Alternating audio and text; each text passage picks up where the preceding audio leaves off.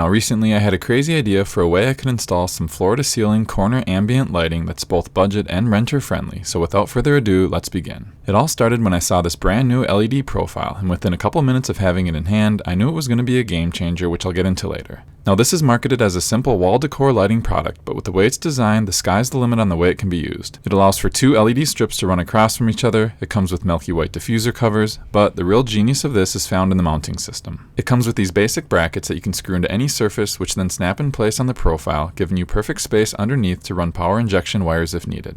This, to me, looks like the perfect product to hopefully in the near future try installing around the entire perimeter of my room as either a crown molding type of look around the ceiling or at the bottom as baseboard trim. But ironically, for what I have in mind today, since I want this to be renter friendly with no drilling in walls, I won't be doing anything with the mounting hardware. So my ideas, like they often do, led me to my local hardware store, and after roaming the aisles for about 30 minutes, I came across some molding trim pieces I think will do the job.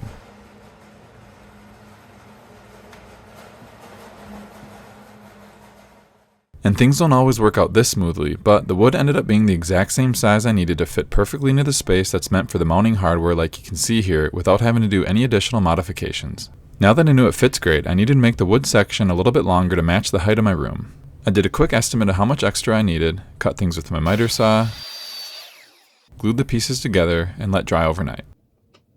Then I'll take our now longer section and slide it up into place against the floor and ceiling. This is easy to do since I have carpet, which is able to be compressed slightly, but even if you have hard floors, the wood pieces are naturally able to bend a little bit, so it shouldn't be very difficult to get a perfect fit. And zooming in, you can see I have it about 5 inches away from the corner, but you can move it in closer or further away depending on what you think looks best.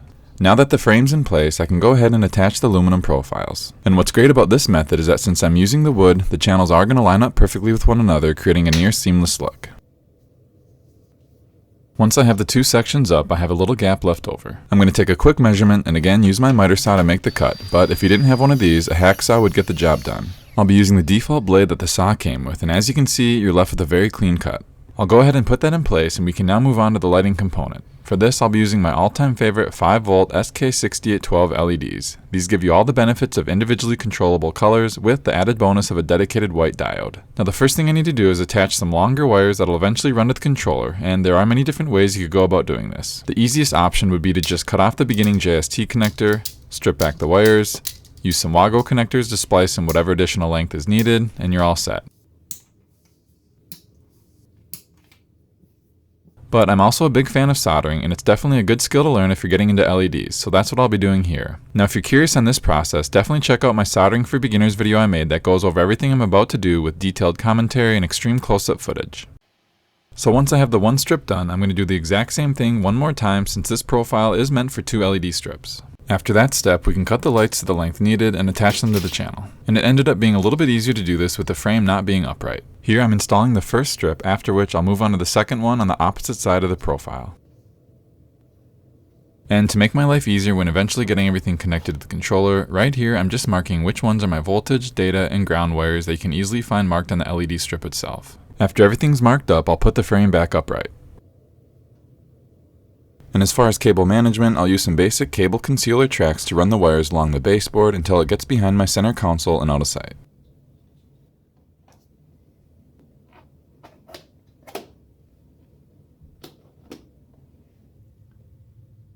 Now before moving on, I want to thank the sponsor of today's video, Aura. So this is me signing up for their free 14-day trial, and during this setup process, one of the many things they do is scan the internet for data brokers that have your personal information. These data brokers then make a fortune selling your information to spammers, scammers, and other entities that want to know more about you. Now, Aura was able to find 30 such instances of my personal information being in the hands of these companies. Then, with one click, Aura sends out a notice to have my information removed from their systems, which they are legally required to do when asked. Their all-in-one platform offers antivirus protection, credit monitoring, credit lock, financial transaction alerts, secure VPN, identity protection, parental controls, 24/7 US-based customer service, and much, much more. I'll leave a link in the description for you to start your own free 14-day trial, so please make sure to check them out. Thank you all so much, and now back to the video. The last thing to cover is how to get everything wired up, and I'll quickly go over this process using 3 different products. My personal favorite, the domestic automation board, the Eric City controller, and finally an ESP32 module. For the domestic automation board, I'm first going to attach some short wires to the spring-loaded block system, red for voltage, white for ground, and green for data. Then I'll attach 3-slot woggles to each of the 3 wires. And to make things easier to follow, I'm going to use these 2 sets of wires to represent the wires that are attached to the beginning of my LED strips that are on the profiles. Red represents voltage, green for data, and white for ground. From here, it's as simple as getting all the wires connected with their corresponding colors. And what I'm doing with this setup is called splitting the data to run my lights in parallel, which means both of my LED strips will do the exact same thing at the exact same time because the same data signal is being sent to both runs. And lastly, I'll be plugging in my 5-volt 10-amp supply to the board and you're all set. And this product is going to be what I end up using for the demo at the end. Now for the Eric City controller, it's much of the same process. I'll first attach my short wires to one of the 2 outputs and add the 3-slot woggles to the end.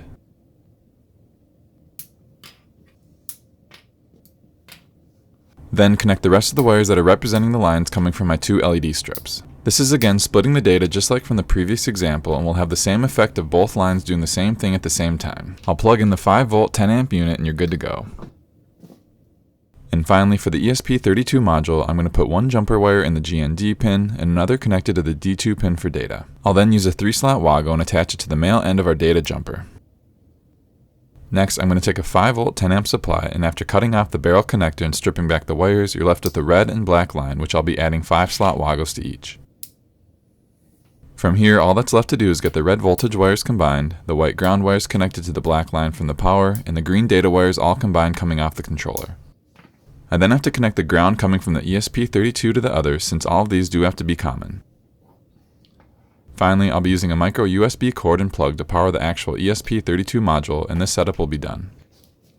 Now to control the lights, I'll be using WLED. This free program comes pre-installed on the domestic automation and Eric City controllers, but you do need to install it on the ESP32. I've already made a complete walkthrough of that process that you can check out if interested, as well as many other videos on the ins and outs of WLED. I'll leave links to all those relevant videos in the description that I highly recommend watching if this is your first time hearing about WLED. So I ended up making another one of these for my other corner, and when combined with the media console project from before, I'm super happy with how everything turned out considering the minimal work required for this build. Now that about does it for this one. I'll leave you with some final footage of everything in action, including some new screen mirror software I've been playing around with that's compatible with WLED. But I hope you enjoyed this project, and as always, thank you for watching, and I hope you have a blessed day.